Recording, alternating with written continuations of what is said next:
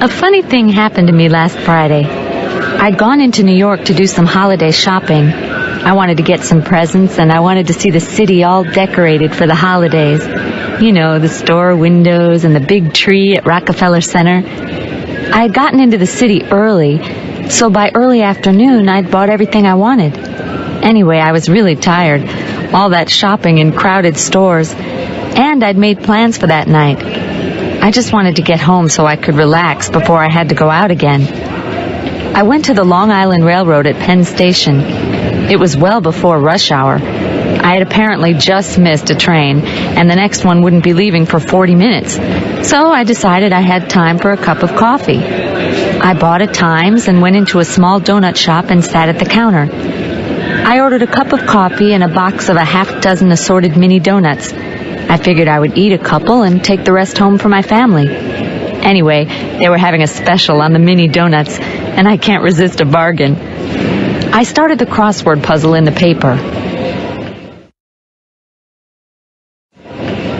A few minutes later, a woman sat down next to me on the stool to my left. That surprised me because there were several empty stools. There was nothing strange about her except that she was very tall. In fact, she looked like a typical businesswoman. You know, conservative suit, briefcase. I didn't say anything. I just kept doing the crossword.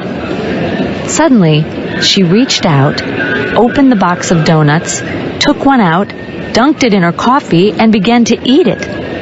I couldn't believe my eyes. Anyway, I didn't want to make a scene, so I decided to ignore it. I always avoid trouble if I can. I just took a donut myself and went back to my crossword.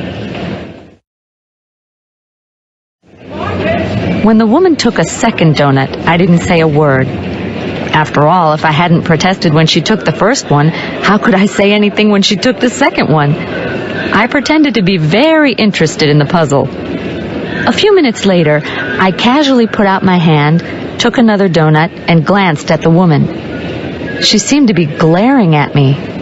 She was making me feel so nervous that I decided to have a third donut. That left only one, for only a minute. Sure enough, the woman took the last donut. I nervously continued eating my donut and decided to leave. I was ready to get up and go when the woman suddenly stood up and hurried out of the donut shop. I felt very relieved and decided to wait for 2 or 3 minutes before going myself. I finished my second cup of coffee, folded my newspaper, and stood up. And there, on the counter, underneath where my paper had been, was my unopened box of donuts.